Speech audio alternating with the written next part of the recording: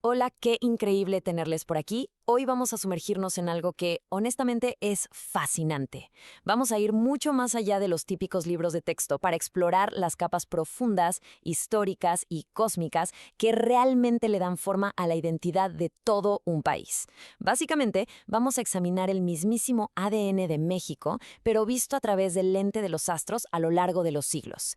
Es como armar un rompecabezas gigante, así que vamos a darle.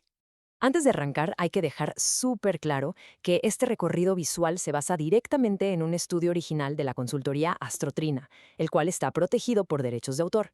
Este análisis tan cautivador es parte de su serie global Estudios Astrológicos de Países. Y bueno, hoy nos regalan una mirada sin precedentes sobre la historia de México. Bueno, este es nuestro mapa de ruta para hoy. Primero, veremos el ADN cósmico de México.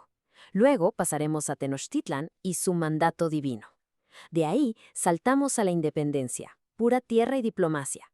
Seguiremos con la revolución, enfocada en la destrucción y el futuro. Y cerraremos con algo súper actual, la transición cuántica de 2026. Empezamos con nuestra primera parada, el ADN cósmico de México y sus archivos simbólicos superpuestos. Y para entender esto, fíjense en esta cita del estudio que me parece brillante. México no es solo una nación, es un sistema de archivos simbólicos superpuestos. Imagínenlo así. Cada época histórica importante no llega y borra la anterior, para nada. Más bien, deja una huella permanente, como una capa que se va apilando sobre las demás.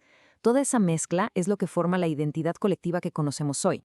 Aquí podemos ver claramente esos grandes hitos cósmicos que vamos a ir desentrañando. Vamos a ir pelando las capas una por una, empezando ya por el año 1325 hasta llegar al mismísimo 2026.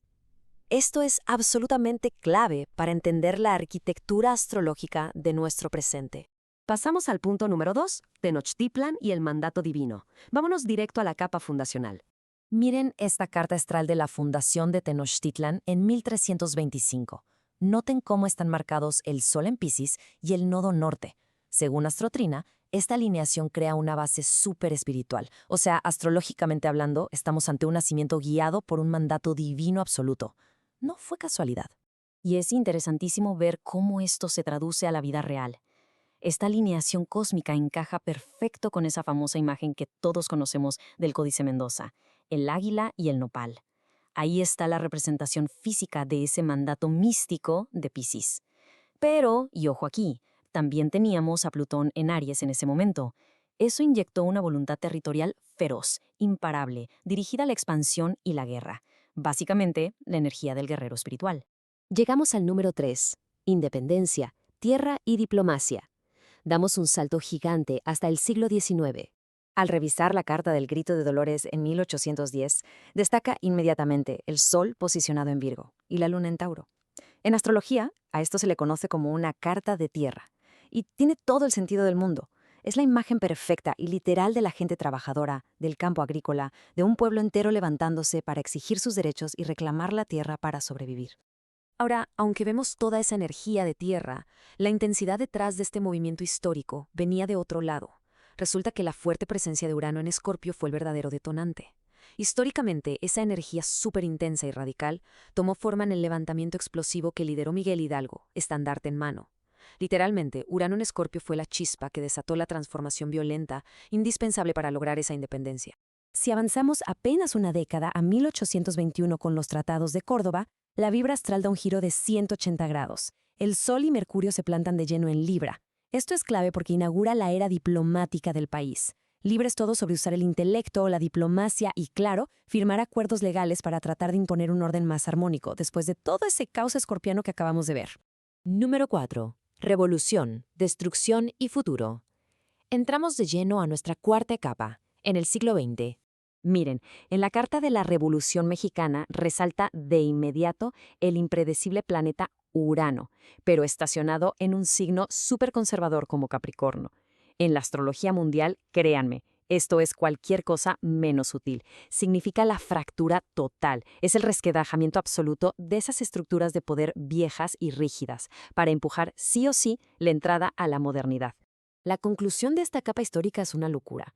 Veníamos de una revolución armada, con toda la intensidad de muerte y renacimiento típica de Escorpio, para eventualmente construir una base legal completamente nueva.